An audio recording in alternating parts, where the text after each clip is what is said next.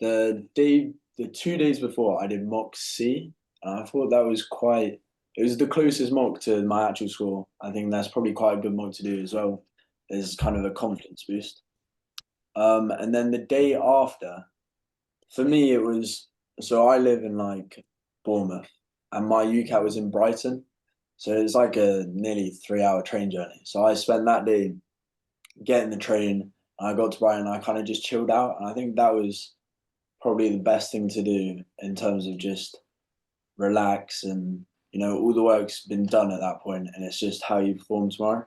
And then obviously in the exam, getting there, and then I just spent the first 6 minutes, however long it is, when the information's there, just breathing, relaxing. Because I think for me at least, the way I was thinking about it is I struggled with VR the most, even though I actually got worse in the end. But I thought like get through VR and then it's kind of all right. So my main thing was just to relax enough so I wasn't nervous for VR. And once I got through VR, I think it was kind of just smooth sailing, I'd say. Yeah. Amazing. Thank you so much. And I hope that's very useful for everyone. I'll take any questions, maybe one or two if you're open to them. Yeah. So the first one I can see, and just remember to direct message the questions in, as you can still do that. So the first one I can see are what would your tips be for VR? So what was your technique? Um, so I don't know if you guys saw Sean Shalley's method. He used to read the first line of each paragraph. I tried that and it didn't work for me. So I kind of thought, well, I'm going to try reading the whole thing. That didn't work. So I just keyword scanned. But the one thing I would say worked really quite well is if in my set of 4 questions, say the first one was like author's opinion or something that is going to take a long time, I would skip that one, do the other 3, which I can do quicker. And then after those 3, I would have more knowledge of the text that I can go back to that first one and then probably have a better understanding without having to spend so long. So yeah, that's what I'd say for That me. sounds like really good advice. So, like, generally be going keyword scanning, so like reading the question, trying to understand what it's asking you, looking for that specific information. But if there are any questions that are non-specific that need you to read most of the text anyway, do those ones first. I love that advice. And great to see mention of, do you know Sean was a student here from last year, also from Bournemouth? So Yeah, Sean getting three he's four in my ninety. school. Oh, do you know him already? I don't know him personally, but I know he's like at my school. He's been at my med soc. Oh So wow. yeah. Lots of high UCAT scorers from Bournemouth then. And let's do one last question and then move on to Prashel. So night before the exam and then day of the exam, what was your routine like? Oh, it was actually horrific to be honest.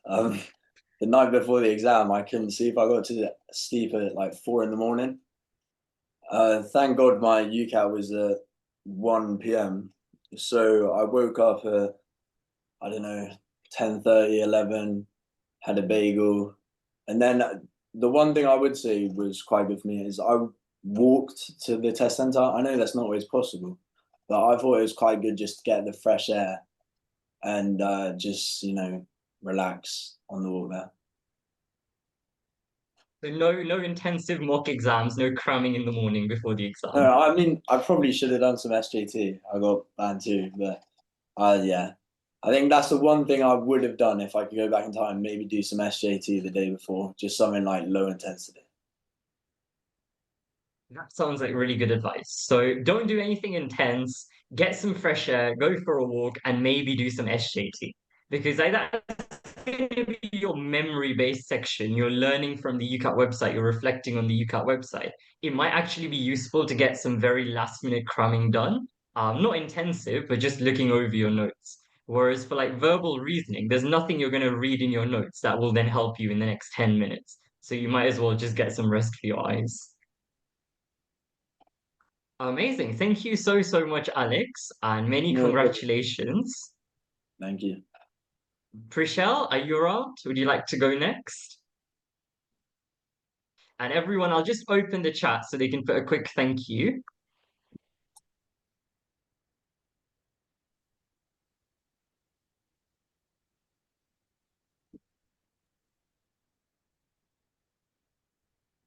I'll close the chat again. And Prashel, whenever you're ready. So Alex got 2590 and Prashel got 2610. And so let's hear from what Prashel has to say, how you should revise. So for me, I'd say probably the most important thing I did was I did obviously like full mocks and then I made sure I properly reviewed them. So I didn't just do the mocks and then go on to the next mock. I made sure that when I did it, I looked at where I went wrong, but also even if I got a question right, I was like, oh, why did this take me so long? Why did I do this step when I could have done it like a lot easier? So I think that's probably the most important thing. And making sure you use the keyboard shortcuts because for quantitative reasoning, I was like really, really bad at the start. But once I started using like Alt C or Alt N to skip and like Alt F, it really helped me just save a lot of time, which I think was really helpful for me in the long run. Because in my actual test, I ended up changing one of my answers like 10 seconds before the end, which obviously like gave me an extra mark. So I think that was really good. And for me, on the day of the test, not like right before my test, but maybe like 2 hours before, I did like two or three verbal reasoning questions. So I wasn't going from 0 to 100 when I did VR. I made sure that I was kind of like in the mindset of reading and like comprehending before I did it.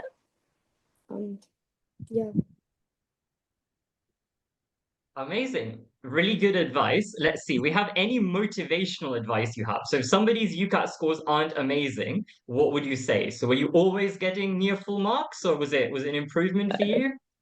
On well, to be fair, I think my mocks at the start were not very good. Like in quantitative reasoning, I think the first like mock I did of it, I think I cried because I just hated the calculator so much and it was so bad.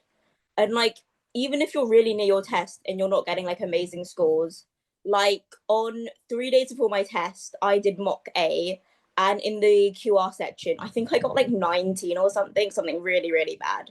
And I remember seeing that and being like, oh my God, like, how am I going to do my test knowing this happened? But then in the real thing, I got, I think, 880 altogether in QR.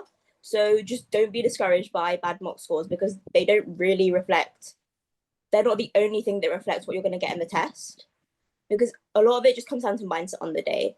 If you're like confident, if you feel like you know what you're doing, if you just keep a clear head the whole thing, you'll be fine. So the only score that matters is the one you get at the end. And if you're getting, let's say, 19 on the mock A, full mock A, you could end up with 880 in the real thing. So 19 out of 36 to 880. So if you guys are asking, I got this score, can I improve? The answer is clearly yes. We've got someone asking, did you set the UCAT today, this year? Like 2 days ago? Yeah, I sat Three it days on Thursday. on Thursday. So yep. And what else have we got? How did you review and reflect?